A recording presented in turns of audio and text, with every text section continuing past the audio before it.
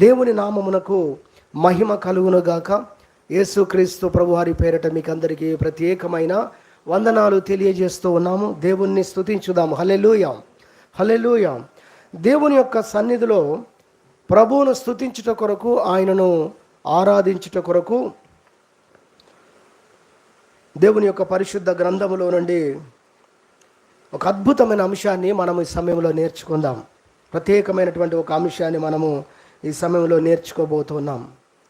దేవుడు మన జీవితంలో ఎలాంటి పరిస్థితుల్లో నుండి మనల్ని బయటికి తీసుకొని వచ్చాడో మనం అది జ్ఞాపకం చేసుకున్నప్పుడు నిజంగా దేవుణ్ణి స్తుతించే ఒక హృదయం, ఒక కృతజ్ఞత భావం మనలో ఏర్పడుతుంది. దేవుని వాక్యములో మనం చూసినట్లయితే దీని కొరకు అనేకమైన విషయాలు పరిశుద్ధ గ్రంథంలో రాయబడి ఉన్నాయి. అయితే ఒక 3 విషయాలు ఈ దినమున మనం నేర్చుకోవడానికి ప్రయత్నం చేద్దాం. మనము ఉన్న స్థితిలో నుండి మనల్ని లేవనెత్తినటువంటి దేవుడు అనేటువంటి అంశాన్ని ఈ సమయంలో మనము నేర్చుకుందాం. మనము ఉన్న స్థితిలో నుండి, మనము ఏ స్థితిలో ఉన్నామో ఆ స్థితులలో నుండి మనల్ని లేవనెత్తినటువంటి దేవుడు, మనం నమ్ముకున్న దేవుడు. ఇంతకు మనం ఏ స్థితిలో ఉన్నాం? మరో మాటలో చెప్పాలంటే మనము పడి ఉన్న స్థితిలో నుండి, ఇది ఇంకా బాగా సరిపోతుందేమో, మనము ఏ స్థితిలో పడి ఉన్నామో ఆ స్థితిలో నుండి మనల్ని లేవనెత్తినటువంటి దేవుణ్ణి మనము స్తుతించి ఆరాధించాలి అనే అంశాన్ని ప్రస్తుతము మనము నేర్చుకోబోతున్నాం. ఒక 3 విషయాలు దీని కొరకు నేను త్వరగా జ్ఞాపకం చేయడానికి ఇష్టపడుతున్నాను. మొట్టమొదటి అంశముగా మనం చూసినట్లయితే యెహెజ్కేలు గ్రంథంలో ఉన్న వాక్య భాగంలోకి మనం వద్దాం. దేవుని పరిశుద్ధ గ్రంథములో యెహెజ్కేలు గ్రంథము మనం చూసినట్లయితే 16వ అధ్యాయము, యెహెజ్కేలు గ్రంథము 16వ అధ్యాయము మనం చూసినట్లయితే 16వ అధ్యాయములో 6వ వచనం చదువుతున్నాను, జాగ్రత్తగా చూడండి. అయితే నేను నీ వద్దకు వచ్చి రక్తములో పొర్లుచున్న నిన్ను చూచి, నీ రక్తములో పొర్లి ఉన్న నీవు బ్రతుకుమని నీతో చెప్పి తిని, నీవు నీ రక్తములో పొర్లి ఉన్నను బ్రతుకుమని నీతో చెప్పి తిని అనే వాక్య భాగాన్ని మనం చూస్తున్నాం. ఇక్కడ రక్తములో పొర్లుచున్న అనేటువంటి మాటను మనం జ్ఞాపకం చేసుకున్నట్లయితే ఇది పాపమునకు, అపవిత్రతలో ఉన్నటువంటి స్థితిని సూచించేటువంటిదిగా ఇక్కడ వాక్య భాగాలు చదివితే మనకు అర్థమవుతుంది. కాబట్టి పాపపు స్థితిలో పడి ఉండగా ప్రభువు వచ్చి లేపినటువంటి ఒక అనుభవము, ఒక స్థితి ఇక్కడ మనకు కనబడుతుంది. కాబట్టి మొదటిగా ఈ వాక్యాన్ని బట్టి మనం జ్ఞాపకం చేసుకోవలసిన మాట ఏంటంటే, పాపములో పడి ఉన్న స్థితిలో ఉన్న మనల్ని ఆయన లేవనెత్తినటువంటి దేవుడు. దేవునికి మహిమ కలుగును గాక. హల్లెలూయా. పాపము అనే ఊబిలో మనము పడి ఉండగా మనల్ని అక్కడి నుంచి దేవుడు లేవనెత్తాడు అన్న విషయాన్ని దేవుని యొక్క పరిశుద్ధ గ్రంథములో నుండి జ్ఞాపకం చేయడానికి ఇష్టపడుతున్నాం. దేవుని వాక్యములో మనం చూసినట్టయితే దీని కొరకు దేవుని యొక్క పరిశుద్ధ గ్రంథంలో మరి అలాంటి పరిస్థితుల్లో ఉన్నటువంటి వారిని ఏ విధంగా దేవుడు లేపాడో వాటిని మనం జ్ఞాపకం చేసుకున్నప్పుడు మన జీవితాన్ని గురించి కూడా ఒక అద్భుతమైన స్పష్టమైనటువంటి గ్రహింపులోకి మనం వస్తాము అన్న విషయాన్ని దేవుని పేరట జ్ఞాపకం చేస్తూ ఉన్నాం. మనము కూడా మన జీవితంలో ఉన్న పరిస్థితిని మనం జ్ఞాపకం చేసుకోవడానికి బైబిల్లో ఉన్న కొన్ని విషయాలు జ్ఞాపకం చేసుకుందాం. మనం దేవుని వాక్యములో చూసినట్లయితే లూకా సువార్త 18వ అధ్యాయంలో దేవుని మందిరమునకు వచ్చినటువంటి ఒక వ్యక్తిని మనం చూస్తాం. అతడు మందిరములోనికి రాలేనటువంటి పరిస్థితుల్లో ఉన్నాడు. ఎందుకనగా తాను అపవిత్రమైన పరిస్థితుల్లో ఉన్నాడు, పాపములో ఉన్నాడు. కనుక మందిరానికి రావటానికి కూడా, లేదా మందిరములోనికి రావటానికి ధైర్యం చేయలేకపోయాడు. తన పాప స్థితి, తానున్నటువంటి స్థితి తనకు చెబుతూనే ఉంది. దావీదు భక్తుడు అంటాడు, దేవా మా పాపము ఎల్లప్పుడూ మా ఎదుటే ఉన్నది అంటాడు. పాపము చేసినటువంటి వ్యక్తి యొక్క జీవితంలో ఆ పాపము నిజముగా అతన్ని వెంటాడుతూ ఉంటుంది, అతన్ని పట్టుకుంటూ ఉంటుంది, అతని మనస్సాక్షిని బలహీనము చేస్తూ ఉంటుంది. కనుక అటువంటి వ్యక్తులు నిజముగా దేవుని సన్నిధికి వచ్చినప్పుడు ఎంతో భయానికి గురయ్యేటువంటి పరిస్థితి ఉంది అనేది ఇక్కడ మనము ఈ యొక్క సుంకరి జీవితంలో మనం చూడగలము. లూకా సువార్త 18వ అధ్యాయంలో చూసినట్లయితే అతడు దూరముగా ఉండి అనే మాట కనబడుతుంది. చూడండి 18వ అధ్యాయం 12వ వచనం. అయితే సుంకరి దూరమున నిలుచుండి ఆకాశము వైపు కన్నులెత్తుటకైనను ధైర్యము చాలక, పాపము చేయువారిలో భయము ఉంటుంది అనేది మనం చూస్తాం.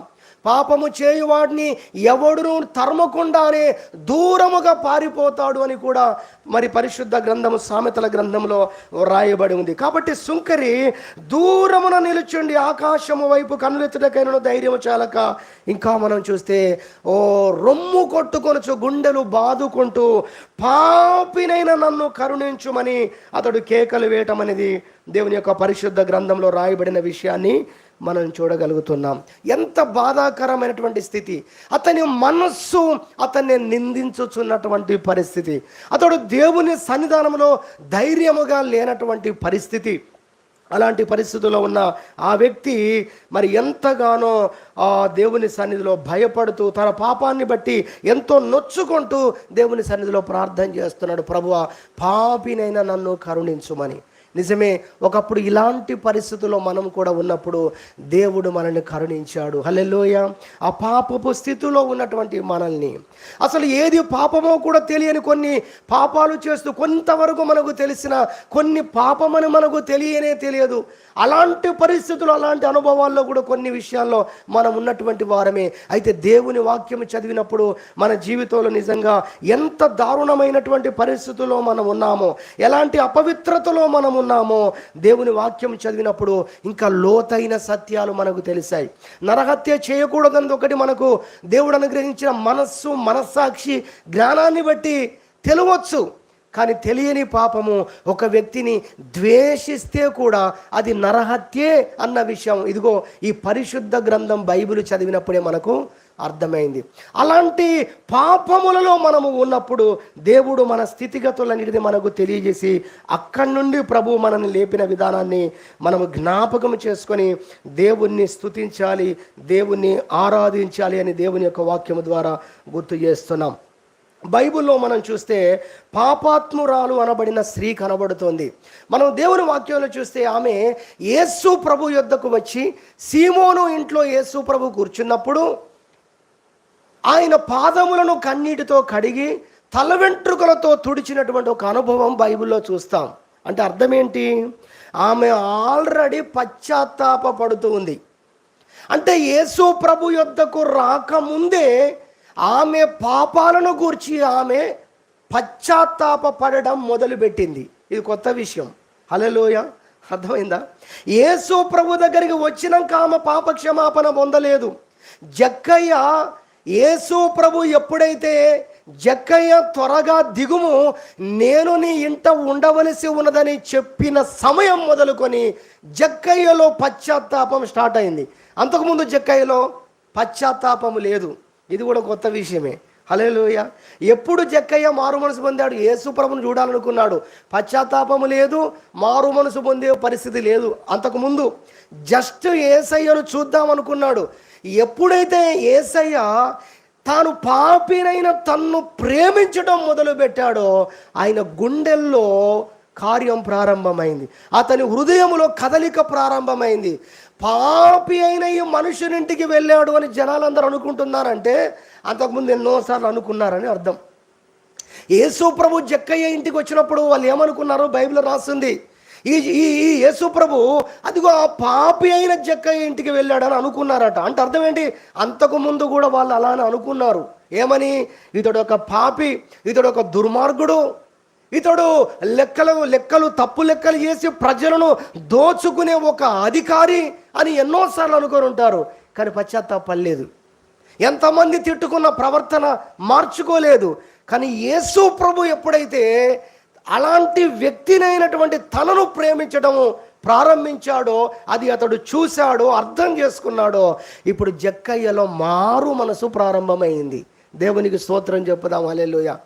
అలానే ఈ యొక్క పాపాత్మురాలు అనబడిన స్త్రీ యేసు ప్రభు దగ్గరికి వచ్చి ఏం చేస్తుంది? ఆమె, ప్రభువా నేను పాపిని, నన్ను క్షమించండి అని అప్పుడు మారు మనసు పొందడం, లేదా అప్పుడు ప్రభువుని అడగడం అక్కడ ప్రభు బోధిస్తే మారు మనసు పొందడం అలాంటిది కాదు. యేసు ప్రభు యొద్దకు రాకముందే ఆ భావముతో ఆమె వచ్చింది. దేవునికి మహిమ కలుగునుగాక. ఆమె కృతజ్ఞతతో వచ్చింది. పాపాలను క్షమించే దేవుడు ఈయన, నన్ను శుద్ధి చేసే దేవుడు ఈయన, నేను పాపిని, నా పాపములకు పరిహారము ఈయన దగ్గర మాత్రమే దొరుకుతుందని తెలుసుకొని పశ్చాత్తాపముతో యేసయ్య దగ్గరికి వచ్చి ఆయన యొక్క పాదాలను కన్నీటితో కడుగుతూ తన పశ్చాత్తాపం అంతటిని ప్రభు యొద్ద తెలియజేస్తుంది. దేవునికి మహిమ కలుగునుగాక. హల్లెలూయా. కాబట్టి ఆమె అంతకు ముందే యేసు ప్రభువును గూర్చి విన్నది. ఒక దైవజనుడు ఒక పుస్తకంలో ఇలా రాశాడు, ఆమె యేసును గూర్చి విన్నది అనే విషయాన్ని చెప్పాడు. ఒకటి. రెండోది ఏం చెప్పాడో తెలుసా? వ్యభిచారములో పట్టబడ్డ స్త్రీని పబ్లిక్గా నడి రోడ్డు మీద పురుషులందరూ ఆమెను లాక్కొని వచ్చి, వందలాది మంది పురుషులు ఉన్నారట, అక్కడ స్త్రీలు లేరు.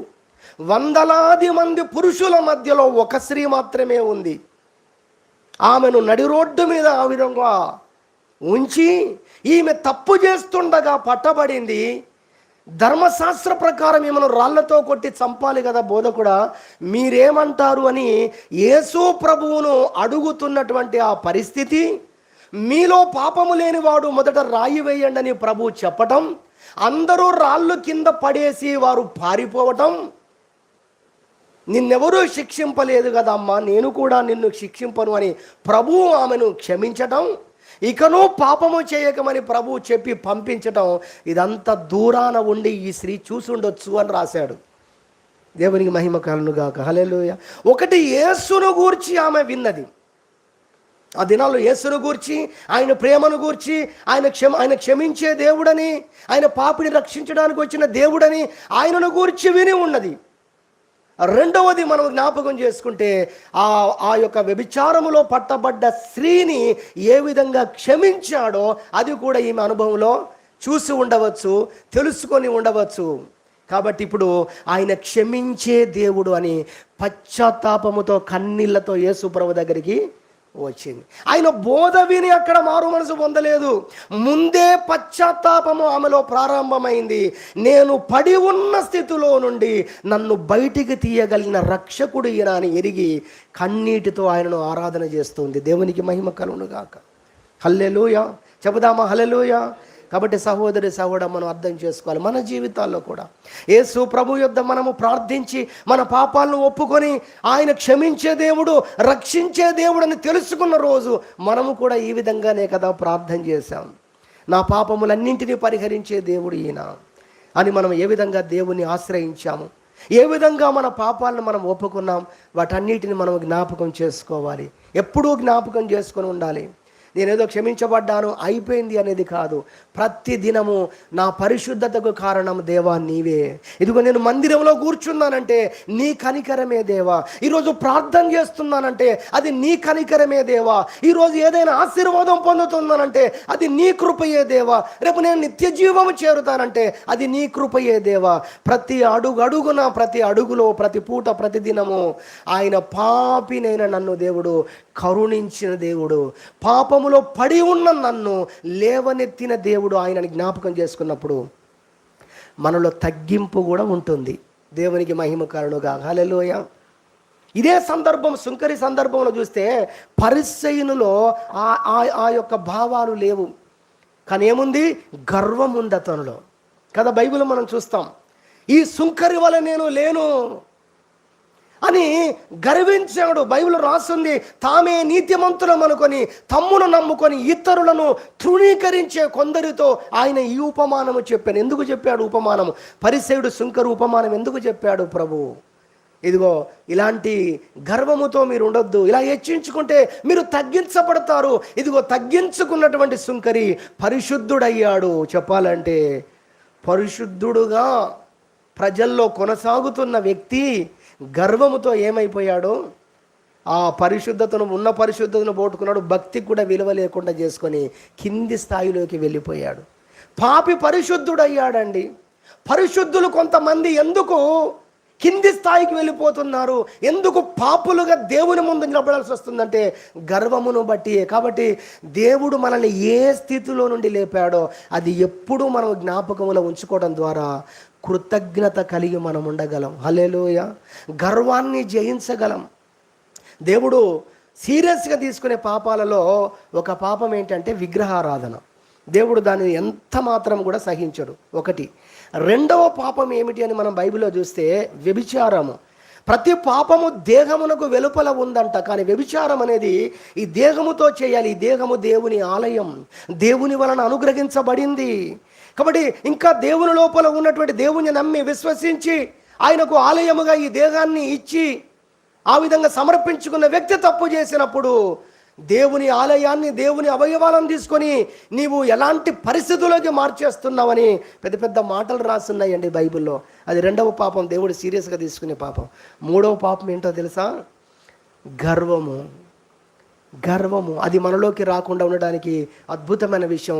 మనల్ని ఏ స్థితిలో ఉండి దేవుడు లేపాడో ఎప్పుడు మనం జ్ఞాపకం చేసుకోవాలి. గర్వం ఎంత భయంకరమైన పాపం అంటే అది ఇప్పుడు మనం చెప్పుకునే రెండింటికంటే పెద్దది. ఏంటిది? విగ్రహారాధన, వ్యభిచారం కంటే కూడా ఇంకా పెద్దదని చెప్పుకోవచ్చు. ఎందుకో తెలుసా? ఈ గర్వమే సాతానుగా మార్చేసింది. గర్వమే సాతాన్ను సృష్టించింది అని చెప్పొచ్చేమో. ఏంటి గర్వము? అపవాది అనేవాడు దొంగతనము చేయలేదు, వ్యభిచారము చేయలేదు. వాడు ఎందుకు దేవదూత దయ్యముగా మారిపోయాడు, సైతానుగా మారిపోయాడంటే గర్వాన్ని బట్టే. కాబట్టి ఎప్పుడైనా మనలో అహంకారము, గర్వం వచ్చినప్పుడు మనం సామాన్యంగా తీసుకోవద్దండి. దానికోసం మనం ఏం చేయాలి? దాన్ని జయించడం కూడా. అలాంటిది పొడ మనకు కనబడగానే అసలు నేను ఏ స్థితిలో నుండి నన్ను దేవుడు తీసుకొని వచ్చాడు, అది మనం ఒక్కసారి జ్ఞాపకం చేసుకుంటే వెంటనే మనం తగ్గింపులోకి వచ్చేస్తాం. హల్లెలూయా. కృతజ్ఞత అనేది మన భక్తిని కాపాడే ఒక ఇంటికున్న ప్రహారీ గోడ లాంటిది.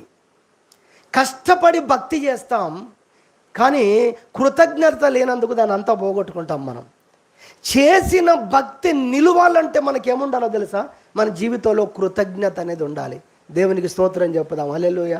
ఎంత గొప్ప ఇల్లు కట్టుకున్న దానికి ప్రహారీ గోడ కట్టలేదు అనుకోండి, ఏంటండి మామూలు జంతువులే కాదు, పందులు కూడా వస్తాయి లోపలికి. ప్రహారీ గోడని అంత ప్రాముఖ్యం. కాబట్టి భక్తికి మనలో ఉండాల్సింది ఏంటది? కష్టపడి భక్తి చేస్తున్నాం, కట్టుకుంటున్నాం భక్తిని. అది నిలవాలన్నా, అది కొనసాగాలన్నా, దానికి విలువ ఉండాలన్నా కృతజ్ఞత ఉండాలి మన జీవితంలో. కాబట్టి ఈ పాపాత్మురాలు అనబడినటువంటి ఈ సహోదరి జీవితంలో కృతజ్ఞత ఉంది అన్న విషయాన్ని జ్ఞాపకం చేస్తున్నాం. ఆమె పశ్చాత్తాపముతో వచ్చింది దేవుని సన్నిధికి అనే విషయాన్ని దేవుని వాక్యంలో నుండి మనము జ్ఞాపకం చేసుకుంటున్నాం. కాబట్టి మనల్ని ఏ స్థితిలో నుండి దేవుడు లేపాడో మరి అది మనం జ్ఞాపకం చేసుకొని ప్రభువును స్తుతించే వారంగా మనం ఉండాలని దేవుని పేరట నేను జ్ఞాపకం చేస్తున్నాను. తప్పిపోయిన కుమారుడు కూడా తన జీవితంలో ఇంకా మళ్ళీ పడిపోయాడని బైబిల్లో మనకు రాసిలేదు. అతడు ఇంటిలోకి వచ్చాడు, ఇంటిలో ఇక స్థిరపడిపోయాడు.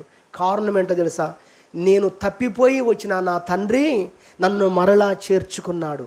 నా తండ్రి మరలా ఆ స్థానాన్ని నాకు ఇచ్చాడు. దాసుని స్థానం అడిగాను, కానీ కుమారుని స్థానం నాకు ఇచ్చాడు. చచ్చిపోయిన కుమారుడు తిరిగి బ్రతికాడు అన్నంత గొప్పగా నన్ను తీసుకొని కొవ్విన దూడను తెచ్చి వధించి గొప్ప విందు చేశాడని జీవితాంతము కృతజ్ఞత కలిగి బ్రతికాడండి. దేవునికి మహిమ కలుగునుగాక. హల్లెలూయా.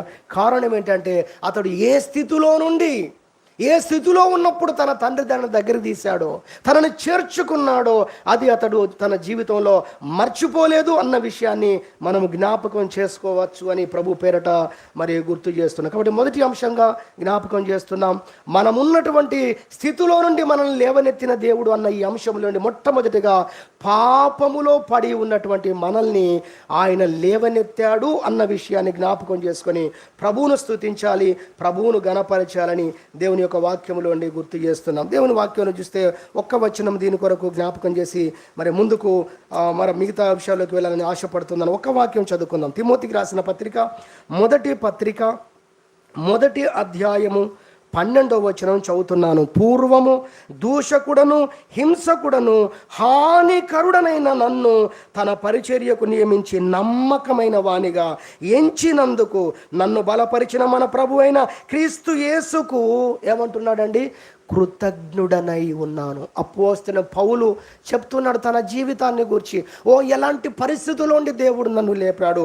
పూర్వము నేను దూషకుడుగా ఉన్నటువంటి వ్యక్తిని, హానికరుడుగా ఉన్నటువంటి వ్యక్తిని, నేను ఇలాంటి వ్యక్తినైనా నన్ను దేవుడు కనికరించాడు, నా ఎడల దయ చూపాడు, ఆ పరిస్థితుల్లో నుంచి నన్ను లేవనెత్తాడు. అంతేకాదు ఒక గొప్ప మాట చెప్తున్నాడు. అదేంటంటే తన యొక్క పరిచర్యకు నమ్మకమైన వాడుగా నన్ను దేవుడు ఎంచాడు అని అపోస్తలుడైన పౌలు చెబుతున్నటువంటి అద్భుతమైనటువంటి మాటలను దేవుని యొక్క వాక్యముల నుండి మనము నేర్చుకుంటున్నాం. కాబట్టి అపోస్తలుడైన పౌలు వలె మనం కూడా మనల్ని ఏ స్థితిలో నుండి దేవుడు లేపాడో, ఆయన ఏ విధంగా తన జీవితంలో తాను ఏ పరిస్థితుల్లో ఉన్నాడో వాటిని జ్ఞాపకం చేసుకొని నేను దేవుని ఎలా కృతజ్ఞత కలిగి ఉన్నాను అని చెప్తున్నాడో, మనల్ని దేవుడు ఏ స్థితిలోంచి లేపాడో అది మనం జ్ఞాపకం చేసుకొని దేవుణ్ణి స్తుతించాలని మొదటిగా మనము నేర్చుకుంటున్నాం. పాపములో పడి ఉన్నటువంటి మనల్ని, పాపపు స్థితిలో పడి ఉన్న మనల్ని ఆయన లేవనెత్తినందుకు దేవుణ్ణి స్తుతించాలని దేవుని వాక్యం నుంచి నేర్చుకుంటున్నాం. రెండవదిగా చూసితే హోషేయ గ్రంథం, దేవుని పరిశుద్ధ గ్రంథంలో చూద్దాం. హోషేయ గ్రంథము మనం చూసినట్లయితే అక్కడ మనకు 13వ అధ్యాయం, మీకు త్వరగా తీయడం కొరకు పేజీ నెంబరు 751 పాత నిబంధనలో 751 పేజీ తీస్తే మీకు హోషేయ గ్రంథం 13వ అధ్యాయం కనబడుతుంది. ఈ 13వ అధ్యాయంలో 5వ వచనం చదువుతున్నాను, ఒక్కసారి చూడండి. మహా ఎండకు కాలిన అరణ్యములో నిన్ను స్నేహించిన వాడను నేనే అంటాడు దేవుడు. ఏంటట? మహా ఎండకు కాలిన అరణ్యములో నేను నిన్ను ప్రేమించాను, నేను నిన్ను స్నేహించాను, నేను నిన్ను దగ్గరకు తీసుకున్నాను అని దేవుడు మాట్లాడుతున్నాడు. దీని అర్థం ఏంటి అంటే మహా ఎండకు కాలిన అరణ్యము అనే పదాలు ఉపయోగించబడ్డాయి. అనగా శ్రమలో ఉన్నటువంటి స్థితికి ఇది గుర్తు, శ్రమలో ఉన్నదానికి గుర్తు. దేవుడు అంటున్నాడు, ఇదిగో నీ జీవితంలో ఘోరమైన కష్టములో నీవు ఉన్నప్పుడు, శ్రమలో నీవు ఉన్నప్పుడు, ఇబ్బందిలో నీవు ఉన్నప్పుడు, ఎటు తోచని పరిస్థితుల్లో ఉన్నప్పుడు, ఈ లోక జీవితంలో, ఈ లోక సముద్రంలో కష్టముల చేత, శ్రమల చేత, శోధనల చేత కొట్టబడుతూ ఉన్నటువంటి పరిస్థితులలో నేను నిన్ను ప్రేమించిన వాడును కాదా అని దేవుడు మాట్లాడుతున్నాడు. హల్లెలూయా. ఈరోజు మనం అందరం ఎంతో ప్రశాంతంగా ఉన్నాం, కానీ మనం ప్రభువులోకి వచ్చేటప్పుడు మన పరిస్థితులు ఎలా ఉన్నాయి? దేవునిలోకి వచ్చేటప్పుడు మన పరిస్థితులు ఎలా ఉన్నాయి? ప్రభువు మనల్ని పిలిచిన రోజున, ప్రభు యొద్దకు మనం వస్తున్నప్పుడు మన జీవితము, మన కుటుంబాలు ఎంత బాధాకరమైన పరిస్థితుల్లో ఉన్నాయి. ఒక్కొక్కరి జీవితాన్ని గురించి చెప్పమంటే మరి మనందరం కూడా చెప్పగలం. అయ్యో నేను ఇలాంటి పరిస్థితుల్లో ఉన్నప్పుడు, ఒకరు నేను అనారోగ్యముతో ఉన్నప్పుడు, మరొకరు నా కుటుంబంలో అల్లకల్లోలముగా ఉన్నప్పుడు, మరొకరు సాతాను శక్తుల చేత నేను పీడింపబడుతూ ఉన్నప్పుడు, మరొకరు నేను మరణకరమైన పరిస్థితిలో ఉన్నప్పుడు, ఒక్కొక్కరు ఒక్కొక్క శ్రమను గురించి, కష్టాన్ని గురించి మనందరం చెప్పగలం. దేవుడు అంటున్నాడు, నువ్వు మహా ఎండకు కాలిన అరణ్యములో ఉన్నప్పుడు నేను నిన్ను ప్రేమించిన వాడను, నేను నిన్ను స్నేహించిన వాడనని దేవుడు మనతో మాట్లాడుతున్నాడు. కాబట్టి శ్రమలో పడి ఉన్నటువంటి స్థితిలో మనం ఉండగా, శ్రమలో నుండి, శ్రమ అనే స్థితిలో, శ్రమ, కష్టము, శోధన అనే ఆ పరిస్థితుల్లో నుండి దేవుడు మనల్ని లేవనెత్తిన దాన్ని బట్టి దేవుణ్ణి మనం స్తుతించాలని దేవుని యొక్క వాక్యం ద్వారా నేర్చుకుంటున్నాను. నిర్గమకాండం 3వ అధ్యాయము, నిర్గమకాండం మీరు చూసినట్లయితే దానికి ఉదాహరణగా నిర్గమకాండము 3వ అధ్యాయము మీరు చూసినట్లయితే దేవుని పరిశుద్ధ గ్రంథములో 3వ అధ్యాయం మీరు చూసినట్లయితే 7వ వచనం చదువుతున్నాను చూడండి. మరియు యెహోవా ఇట్లనెను, నేను ఐగుప్తులోనున్న నా ప్రజల బాధను నిశ్చయముగా చూచితిని. ఇనుప కొలిమి లాంటి ఈజిప్టు దేశంలో ఇశ్రాయేలు ప్రజలు బాధలు అనుభవిస్తున్న దినమది, గడియలవి. అలాంటి పరిస్థితుల్లో, ఆ పరిస్థితుల గురించి ప్రభువు మాట్లాడుతూ అంటున్నాడు, నా ప్రజల యొక్క బాధను నేను చూసినటువంటి దేవుణ్ణి అని ఆయన మాట్లాడుతున్న దాన్ని దేవుని యొక్క పరిశుద్ధ గ్రంథంలో చూస్తాం. దాని క్రింది లైన్లో మీరు చూసినట్లయితే, లేదా కంటిన్యూగా చదువుదాం. బాధను నిశ్చయముగా చూచితిని, పనులలో తమ్మును కష్టపెట్టు వారిని బట్టి వారు పెట్టిన మొర వింటిని. అంటే రెండవదిగా గుర్తు చేసుకుంటే ఇక్కడ కష్టం అనుభవిస్తున్నారు. ఈ కష్టము అన్న మాట పైన బాధ అనేది కనబడుతుంది. బాధలు అనుభవిస్తున్నారు, కష్టాలను అనుభవిస్తూ ఉన్నారు అనేది దేవుని వాక్యములో మనకు కనబడుతుంది. ఇంకా మీరు కిందికి చదివినట్టయితే 9వ వచనములో ఇశ్రాయేలుల మొర నిజముగా నా యొద్దకు చేరినది. ఐగుప్తులు వారిని పెట్టుచున్న హింస సూచితిని అంటాడు. మూడవ మాట మనకి ఇక్కడ కనబడుతుంది. మొదటిగా వారు బాధల్లో ఉన్నారు, రెండవదిగా వారు కష్టాల్లో ఉన్నారు, మూడవదిగా చూస్తే వారు భయంకరమైనటువంటి హింసలు పొందుతున్నటువంటి పరిస్థితుల్లో వారు ఉన్నారు అనేది దేవుని యొక్క వాక్యంలో మనకు కనబడుతుంది. కాబట్టి ఇశ్రాయేలు ఏ విధంగా శ్రమలో ఉన్నప్పుడు దేవుడు విడిపించాడో, కష్టాల్లో ఉండి ఎలా విడిపించాడో, బాధల్లో ఉండి దేవుడు ఎలా వారిని విడిపించాడో, మన జీవితాల్లో కూడా దేవుడు శ్రమ, కష్టము, శోధన, బాధల్లో నుండి ఆయన మనల్ని విడిపించిన దానిని మనం జ్ఞాపకం చేసుకొని దేవుణ్ణి స్తుతించాలి, దేవుణ్ణి ఘనపరిచే వారంగా మనం ఉండాలి అని దేవుని యొక్క వాక్యం రాయబడుతూ ఉంది. అపోస్తల కార్యం 7వ అధ్యాయము 34వ వచనంలో మోషేతో మాట్లాడుతూ దేవుడు ఇంకో మాట చెప్పాడు. ఏమన్నాడు తెలుసా? నా ప్రజలు దురవస్థలలో ఉండగా నేను చూచితిని అంటాడు. చూడండి, కష్టములో ఉండగా చూచితిని అనే మాట చెప్పాడు. వారు బాధలు పడుతున్నారు అని చెప్పాడు, వారు హింస పొందుతున్నారని చెప్పాడు. తర్వాత మాట, వారు దురవస్థలలో వారు ఉన్నారు. నెల్లూరు పట్టణంలో మరి ఒక యవనస్తుడు ఉండేవాడు. చాలా వారికి ఆస్తులు ఉన్నాయి. ఏంటంటే వడ్లు పట్టించేటువంటి ఆ గిర్ని ఉన్నాయి చూసారా, పెద్ద పెద్ద గిర్నీలు ఉన్నాయి. పెద్ద కుటుంబం వారిది. మరి ఆ కుటుంబంలో ఉన్నటువంటి ఆ యవన సహోదరునికి, ఆ బ్రదర్కు మరి చేతబడి చేశారు.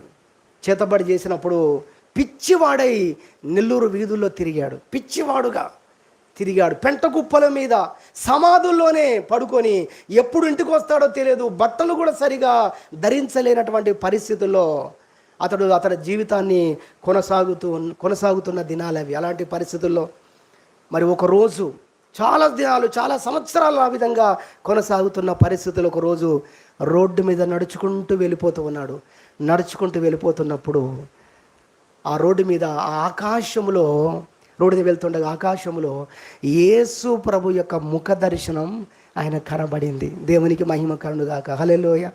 యేసు ప్రభు యొక్క రూపం ఎప్పుడైతే కనబడిందో, ఈ మత్యస్థిమితము లేక తిరుగుతున్నటువంటి ఈ యవనస్తునికి తన మనసు సెట్ అయిపోయింది.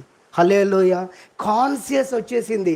అన్నీ తెలుస్తూ ఉన్నాయి. తను ఎంత మురికిగా ఉన్నాడో తెలుస్తుంది, ఎలాంటి బట్టల్లో కలిగి ఉన్నాడో తెలుస్తుంది, తనకు అర్థమైపోతుంది ఇప్పుడు తాను బాగా లేడు అని.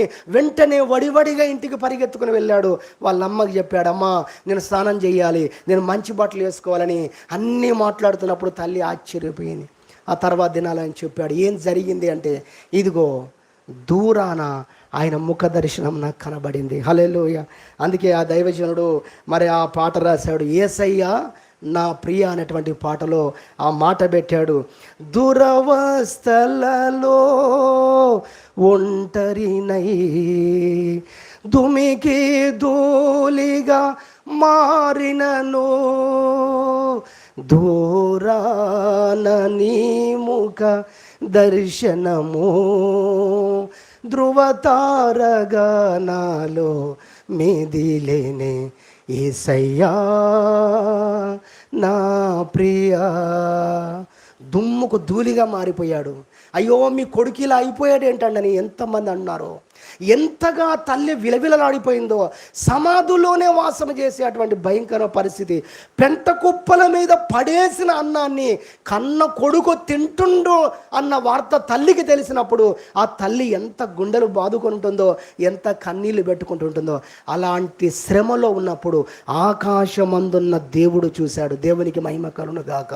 హల్లెలూయా. ప్రభు అంటున్నాడు, వారి హింసను నేను చూచితిని, వారి దురవస్థను నేను చూచితిని, వారి శ్రమను చూచితిని, వారి దుఃఖము నాకు తెలిసే ఉన్నది అని ఇశ్రాయేలు ప్రజల గురించి మాట్లాడిన దేవుడు దైవజనుడైన యేసన్న కూడా యవనస్తుడుగా ఉన్నప్పుడు ఆయన దురవస్థను ప్రభు చూశాడు. ఆ శ్రమలో నుండి లేపాడు. ఆ కష్టములో నుండి అతన్ని లేవనెత్తి ప్రపంచంలో అనేక దేశములలో గొప్ప దైవజనుడుగా ఆయన వాడుకున్న సంగతి క్రైస్తవ ప్రపంచం ఈరోజు డినామినేషన్ భేదము లేకుండా అందరూ ఆయన పాటలు పాడుతూ ఉన్నారు. హల్లెలూయా. సహోదరి సహోదర, రెండవదిగా మనం నేర్చుకుంటున్నాం, మన యొక్క శ్రమలో మనం పడి ఉన్న పరిస్థితుల్లో దేవుడు మనం లేపిన దినాలను మనం జ్ఞాపకం చేసుకుందాం.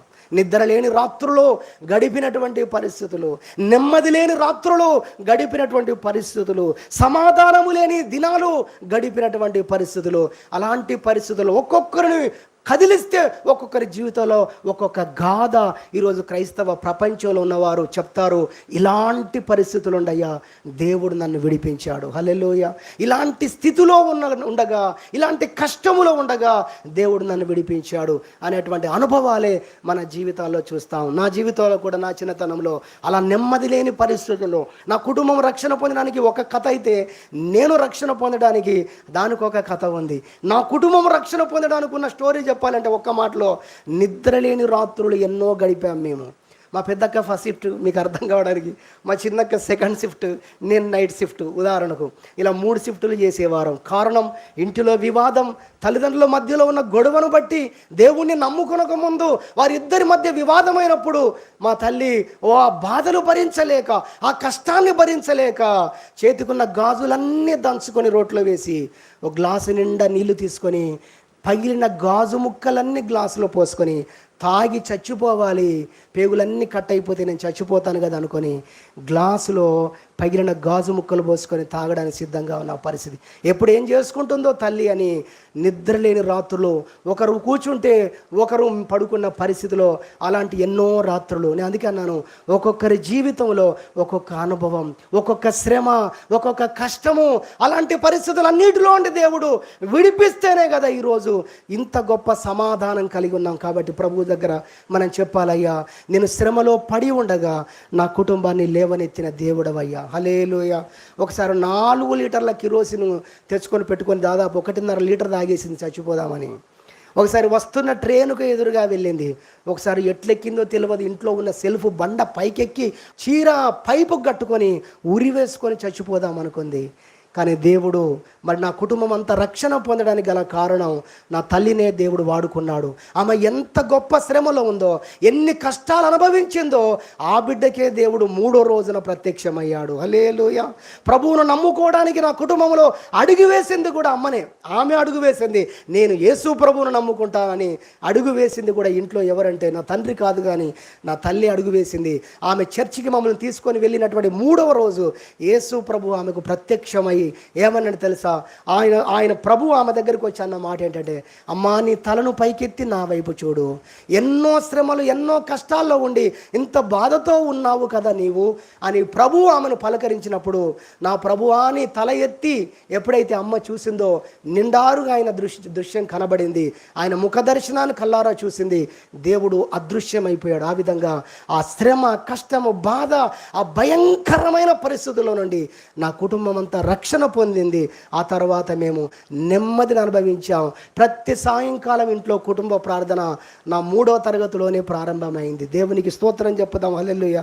2వ అంశం ఏమిటనగా, శ్రమలో పడి ఉండగా మహా ఎండకు కాలిన అరణ్యంలో ఉన్న పరిస్థితుల్లో మన జీవితాలు ఉండగా ఆయన మనల్ని స్నేహించిన దేవుడు, ఆ శ్రమ అనే స్థితిలో నుండి మనల్ని లేవనెత్తిన దేవుడు. బైబిల్లో మనకు కనబడతారు 10 మంది కుష్ఠరోగులు. వారు ఊరవతలనే ఉన్నారు, ఎండకి ఎండుతున్నారు, వాళ్ళు చలికి వణుకుతున్నారు, వాళ్ళు వర్షానికి నిండారుగా తడుస్తున్నారు. జీవితం అంతా అరణ్య బ్రతికే, అరణ్య రోదనే. ఆ దినాల్లో కుష్ఠరోగులను ఈ రోజుల్లో ఊరిలోకి రానిచ్చినట్టుగా కనీసం పొట్ట ఆ యొక్క కడుపును నింపుకోవడానికి, బతకడానికి కోసమైన ఒక రొట్టె కోసం కూడా వీధుల్లోకి రానిచ్చేవారు కాదు. అలా ఎంతమంది చచ్చిపోయి ఉంటారో, బంధువులు లేనివారు, నాన్నవారు లేనివారు ఎంతమంది చచ్చిపోయి ఉంటారో. ఉన్నవారు కూడా ఏం చేసేవారో తెలుసా? ఊరవతలకు పోయి ఎక్కడ వారు బతుకుతున్నారో, ఏ చెట్టు కింద ఉన్నారో, ఏ గుట్ట దగ్గర ఉన్నారో, వారు 1 కిలోమీటర్ పెట్టు దూరంలో ఉండి అక్కడ రొట్టెలు పెట్టి, అక్కడ ఆహారం పెట్టి, ఇదిగో ఇక్కడ పెట్టి అని ఒక కేక వేసి వాళ్ళ ఇంటికి వస్తే వాళ్ళు వెళ్ళిపోయిన 10 నిమిషాలకో పావు గంటకో వచ్చి అప్పుడు తీసుకోవాలి. వాళ్ళను తాకిన గాలి కూడా వీళ్ళను తాకితే వీరు అపవిత్రమైపోతారనే దినాలవి. అలాంటి పరిస్థితుల్లో ఎంత శ్రమను అనుభవిస్తున్నారో యేసును గూర్చి తెలిసి, యేసయ్యను గూర్చి తెలిసి, యేసయ్య ఊరికి వస్తున్నాడని తెలిసి ఆ ఊరి పొలిమేరలో దూరముగా నిలుచుండి, యేసయ్య మా బ్రతుకులు ఇలా ఉన్నాయ్యా, మా జీవితాలు ఇలా ఉన్నాయ్యా, శ్రమలో ఉన్నామయ్యా, మా జీవితాలు దురవస్థలో ఉన్నాయ్యా, బ్రతికి ఉండే మేము చచ్చిన వారంగా మా జీవితాలు ఉన్నాయని కన్నీళ్లు పెట్టుకొని వారు వేడుకున్నప్పుడు యేసయ్య అంటున్నాడు, ఇదిగోండి గ్రామంలోకి వెళ్ళి యాజకులకు కనపరుచుకోండి అన్నాడు. హల్లెలూయా. కాబట్టి శ్రమలో ఉన్న, దురవస్థల్లో ఉన్న వారిని, వారి పరిస్థితుల్లోంచి వారిని విడిపించారు ప్రభు. అయితే గ్రహించింది ఎంతమంది అంటే ఒక్కడే గ్రహించాడు. అయ్యా, నా బ్రతుకు, నా జీవితం ఎలా ఉండేది, ఊరవతల మా జీవితము, ఇదిగో ఈ స్థితి నుండి నన్ను విడిపించావని గొప్ప శబ్దముతో ఒక్కడు మాత్రమే కృతజ్ఞతాస్తుతులు చెల్లిస్తూ తిరిగి వచ్చాడు. ఆ ఒక్కనిలాగా మనం ఉండటానికి దేవుడు ఈరోజు వాక్యం అందిస్తున్నాడు. హల్లెలూయా. మర్చిపోవద్దు, దావీదు అన్నాడు కదా, నా ప్రాణమా యెహోవా చేసిన ఉపకారములలో దేనిని మరువకము. నిన్నే స్థితిలో నుండి తీసుకొచ్చాడో, ఏ శ్రమలో నుండి తీసుకొని వచ్చాడో వాటన్నిటిని కూడా నువ్వు జ్ఞాపకం చేసుకోవాలి అని తన మనసుకు బోధించుకున్నదాన్ని దేవుని యొక్క వాక్యంలో చూస్తాం. అలానే మార్కు సువార్తలో మనం చూసినట్టయితే 5వ అధ్యాయంలో గెరాసీన్ల దేశంలో దయ్యం పట్టిన వాడు ఒకడు కనబడతాడు. వాడు బతికుండగానే సమాధుల్లో వాసం చేస్తూ ఉన్నాడు. చాలా అద్భుతం అనిపిస్తుంది. ఒక భక్తుడు రాసినటువంటి పాట ఇదివరకు ఒకసారి మీకు జ్ఞాపకం చేశాం. శిథిలమైపోతుంది మానవ దేహం అనేటువంటి పాటలో పెట్టాడు. అందరూ చచ్చిపోయిన తర్వాత సమాధిలోకి వెళ్తారు, కానీ వీడు బతికి ఉన్నప్పుడే వీడు సమాధుల్లో చేరాడు అంటాడు ఆ పాటలో. గుర్తు చేసుకుందాం, ఎంత శ్రమలో ఉన్నాడు. తల్లిదండ్రులు ఎన్నో ప్రయత్నాలు చేశారు, ఊరి వారి సహాయం అడిగారు, అధికారుల సహాయం అడిగారు. ఎన్ని ప్రయత్నాలు చేసినా ఆ యవన బిడ్డను కాపాడుకోలేకపోయారు. తాళ్లతో కట్టేశారు. ఎక్కడ పడుకుంటాడో, ఎక్కడ పడిపోతాడో, ఏమైపోతాడో కన్న కొడుకని పోతే పోని అని విడిచిపెట్టలేదండి. వాడిని తాళ్లతో కట్టైనా సరే వాడిని ఆపాలని ప్రయత్నం చేశారు పాపం. కానీ తాళ్ళను తెంపేసుకున్నాడు. ఈసారి సంఖ్యలతో బంధించారు, వాటిని తెంపేసుకున్నాడు. ఎవరు బాగు చేయలేని పరిస్థితుల్లో, ఇక ఏమి చేయలేని పరిస్థితుల్లో, నిస్సహాయ పరిస్థితిలో ఉన్నారు. ఆ తల్లిదండ్రులు, ఆ ఊరి వారు కూడా భయానమైన పరిస్థితిలో ఉన్నటువంటి దినాలే. అలాంటి పరిస్థితుల్లో, అంత ఘోరమైనటువంటి దుస్థితిలో పడి ఉన్న ఈ యవనస్తుని ఎవరు రక్షించారంటే యేసు ప్రభు. అతడు ఉన్నటువంటి స్థలము వైపుగా ఆయన వచ్చి అతనిలో ఉన్న దయ్యాలన్నీ వెళ్ళగొట్టి అతని జీవితాన్ని బాగు చేసినట్టుగా బైబిల్లో మనం చూస్తాం. తర్వాత ఏం జరిగింది?